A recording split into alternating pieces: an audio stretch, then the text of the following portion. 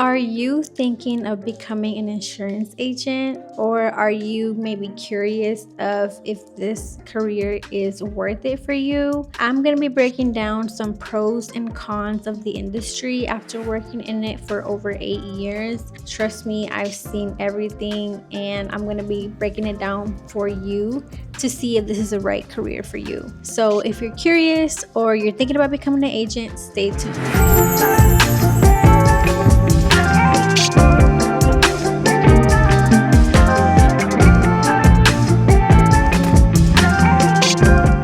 We're gonna start off with the pros, and the number one reason why I even got into sales and I love doing sales is because there is an uncapped, unlimited amount of money I can make in sales, which is amazing because not only do I get my hourly wage, my salary, I also get a commission on top of that.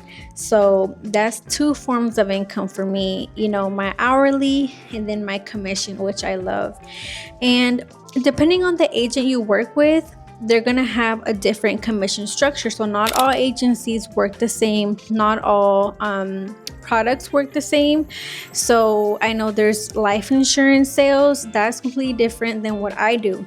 I do P&C. I do property and casualty sales, which means, home and auto, commercial, things like that. And I work for a captive agent. So I work at an office and I clock in from 8:30 to 5:30 and I get paid. And if you're looking into getting into this field, you must know that, like I said, every agency works different.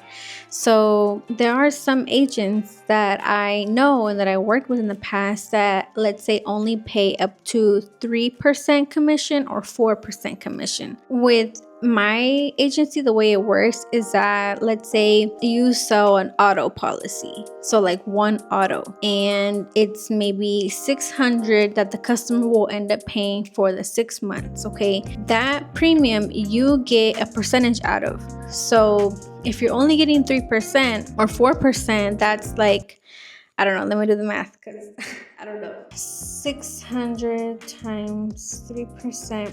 So you only get $18 from that sale. And it's monthly. So, every auto, every home that you sell adds up. For the home, it's a 12-month premium. So let's say they pay $3,000 overall for the 12 months, you get a percentage off of that. That's how my agency works. I've only ever done home and auto, so that's pretty much all I know. And that's how we work. So if you're the agency that's paying 3, 4, 5%, you're not gonna see a lot of money, honestly. Right now, my agency pays 12%. Of course, there are criteria that I must meet to hit that 12% every month. But trust me, every month, I'm going for that 12%. And if I make, let's say, on a good month, I'll do like $60,000 in premium times 12%. That's how much I make in commission plus my hourly wage, which is also really good. So that plus my hourly equals my monthly commission check, and I also get paid every 2 weeks. So I don't only get paid my commission, I get my hourly every 2 weeks. So just think about that. I mean, for me, I've never been in another job where I can make this much money. And that's the biggest pro. All right, now, so for pro number 2, your work ethic directly influences your paycheck. So the amount of work you put in is the amount of money you're going to receive in the end. And I see it as a pro because I don't want to be working at a regular hourly job, because I am the person that likes to overachieve. I like to do my job well. I like to stand out. I like to, put in all the effort that I can. And if I'm doing that, getting paid a set hourly wage, no matter how much work I put in, I'm not going to see that on my paycheck. So I'm not even going to want to try that much, if I was doing just hourly. But since I know that my check directly is impacted by the amount of work I put in, you best believe I'm in there working my ass off every day. Well, honestly, not every day, because I'm gonna be honest, I get lazy sometimes and I get burned out and I am unmotivated some days. So that's normal too. But I don't let it drag for like weeks, because that's gonna really impact my paycheck. So that also keeps me accountable and it keeps me focused. The work that I put in will equal how much money I make. So personally, I like that. And honestly, it's helped me in other aspects of my life too, not just in sales, because I noticed that everything is a direct impact of how much work you put in, whether that's the gym, your relationships, your health, things like that. So I've also been able to have another outlook on my life because of this job, because I noticed that if I'm not doing the work, I'm not gonna see the results. All right, now for pro number 3, most people don't realize this, but being an insurance agent is really impactful towards the community. And let me explain, because me, I'm Hispanic, obviously, I'm Mexican, and I'm bilingual. So I personally help a lot of Spanish speaking customers, and it is so rewarding whenever I get to help these people, because most of them, they don't know anything about insurance. It's the first time somebody actually sits down and educates them. They don't know what a deductible is. They don't know how it works. They don't know what uninsured motorist is. They don't even know if they have that coverage. I mean, there are exceptions. There's some people that do know a little bit, but nobody's really sat there and explained to them their coverages. They never really done the whole onboarding process with them. They kind of just, pay the money and they get a piece of paper and that's it. They think they're good. I like to take my time with these customers, especially with my Hispanic people, because of that, because they're not informed, they're not educated, and they need to be. That's just my demographic. That's where I market to as well, like in my job. I mean, I help people from all backgrounds. When it comes to these people that don't know that much, which I find it mostly be Hispanic people, I always feel like so special that I'm able to gain their trust and that they trust me and that I can help them out. Also with elderly people, like elder people, they sometimes struggle with signing documents or like doing electronic stuff. And I take my time to really help them and guide them. I open the screen on my end so I can see what they're seeing, and I guide them through how to do this, how to e-sign a document. I'm telling them, go to your email, click the link, click the little box, and then all that. Like I really take pride in doing that, and I don't ever get annoyed at customers that really need help. So that's pro number 3. I mean, you really feel rewarded after you help somebody, and especially when they have a claim as well, and you wrote that policy and that they got paid out the amount they deserve. So that's really rewarding as well. All right, now let's get into the cons of this job and industry. So I would say the number 1 con there is that the commission is unpredictable.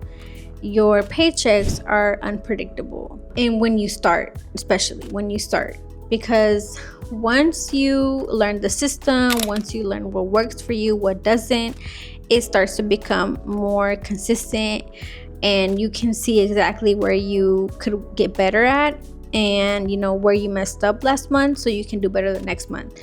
But when you're new to the game and you're just starting out, you're figuring out how sales works, the coverages, the system, it's a lot of things to learn. Your paycheck's gonna be inconsistent, and that's okay. But there is a con that I must talk about, because you're not gonna be going in there and making bank the first month or the first 2 months, and if you do, that's great, that's really good. But I know for me, it wasn't like that. I didn't make a lot of money. Actually, I didn't make any sales my first months. When I started my real call center like agency in Allstate, I was scared, I was nervous, I didn't know what to do. That's a con. But I feel like if you really are coachable, and if you really look up to the agents that are doing good and see what they're doing, you're gonna get to that level eventually. But at the beginning, it is only gonna be most likely just your hourly wage. which is not bad, it's not bad. A lot of other companies, like life insurance companies, they don't give you hourly wage. They just are straight commission. So that's even more scarier. But I know for captive agents, like, State Farm, Allstate, Progressive, those broker out companies as well, they give you your hourly. So you'll be good. I mean, you can survive maybe off that, but you're not going to be making bank. Con number 2, you're going to get a lot of rejection. So you must build thick skin. And it's going to take time to develop, because the first times when they hang up on you, or they cuss you out, or they threaten to sue you because you're calling them too much, it's going to get to you. And trust me, it still gets to me sometimes. I'm like, how dare they hang up on me? Or like why would they say that to me? They've cussed me out. They've said really, really mean things to me over the phone. And you do get hurt. Like I said, it's a lot of rejection. But now that I've matured and that I've learned a lot, I know that the way people express themselves over the phone, it's a direct projection of like how they feel at that time, because they're not you're gonna catch them at different moods. So just because a person was mean to you, yelled at you in the morning, doesn't mean they're going to be the same the next time you call them the next day or later that day.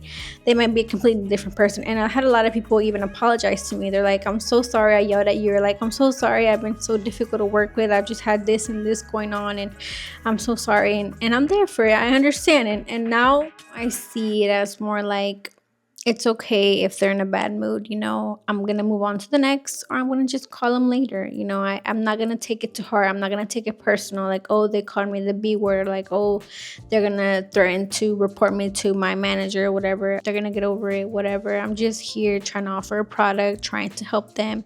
And if they don't want my help right now, they may want it later. And if they don't want it later, you know what? I'm going to move on to the next. You must develop thick skin if you want to become an agent. And for con number 3, this is not a get rich quick scheme. You're not gonna get rich overnight doing this, and it's gonna take time for you to learn, and for you to be coached, and for you to get better at sales. I know a lot of people online try to make it seem that way, especially with the life insurance sales. I know some people that do go into insurance and they kick off from the start, and that's good. But there's also some people that don't, and they need more coaching. They need more training. They need to put in more hours to get those sales, and it takes a little bit more time, and they learn differently. And it's not that one is better than the other. It's not that. It's just that people are different. It does take time for some people, which is a con, because I know you need money, you want to learn fast and make it happen. But like I said, it is going to take time for some people, and you have to accept that there's a lot of things to learn, and you never stop learning in insurance. Like, they're always changing the rules and regulations. They're always changing the systems on you. They're always changing the RMPs, like the risk management guidelines of what we can insure, what we can't insure. So even if I've been doing this for years, like this month, they're going to change everything in our customer search database where we search customers. They're going to change it completely. So you always have to be coachable and be keeping up to date with new things that come out. So here's my overall advice. If you're thinking about becoming an insurance agent, I would say there are more pros than cons depending on the type of personality that you have, because not everybody has a personality that is persistent, that is like go-getter, hustle mentality, like I'm gonna make this happen no matter what. I feel like if you don't have a personality where you're gonna make it happen, then maybe this is not the right career path for you, because there are people that I know personally and that I've seen that start working there that are maybe more complacent. They're more like, they're okay with getting paid the hourly wage, and they don't mind just making a certain amount of money every week, and they don't want more. They honestly don't, because they don't want to like overwork themselves. It's not in their personality to do that, and that's okay too. I mean, not everybody wants to be like this go-getter, making money. You have to really sit there and analyze, like, do I want to work for my money, or do I want to just get a paycheck and be told what to do every day?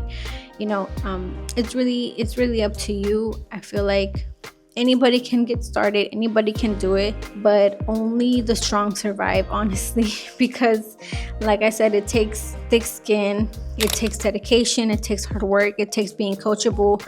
It takes a lot to be successful in the sales industry and in the insurance industry. But if you really put in the work, if you really try, and if you find the right agent, I feel like all that is possible. And now I'm making over 100K a year, so I'm making over 6 figures, which is really good, and I am really happy with that. My mom, I recruited her into my agency, like I said in other videos.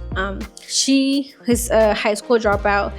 She doesn't even have a GED. So she didn't have any computer skills either. She was confused with all the windows. She didn't know a thing about insurance. She has insurance herself, but she did not know anything. She struggles with her grammar. She didn't know how to write an email. So a lot of things were difficult for her. But I knew she would make a good fit for this job because I know her personality. I know how she's a go-getter, and I know how she doesn't like to quit. Those things I really look for whenever I'm helping my boss recruit people, because I already recruited overall like 5-6 people, and I don't get paid to do that. And some people I've seen that they are a good fit, and some people after I see how they work, I'm like, they're not gonna be that good of a fit anymore. Yeah, that's what I feel like you have to see within yourself and be honest with yourself. If you want to invest in getting your license, going through the courses, going through the state exam and the fees and all that, am I gonna hold myself accountable every single day for the amount of sales that I make? Am I gonna look at myself like I can do better every month? Or am I just gonna put excuses like, oh, the market, oh, the rates, oh, this is hard, or oh, they're not picking up, oh, the numbers are disconnected? People that are really successful in sales, they don't find excuses, they make it happen. If you really enjoyed this video, don't forget to like and subscribe. Also comment and let me know what other things you would like to know about the insurance industry, so I can make a video about that. Let me know what pro and what cons stood out to you the most, and let me know if you're actually going to start looking into getting your license. Let me know if you're going to start this industry, because I want to know, and I do respond to everybody that comments. So yeah, thank you for staying tuned to the end, and I'll see you in my next video. Bye.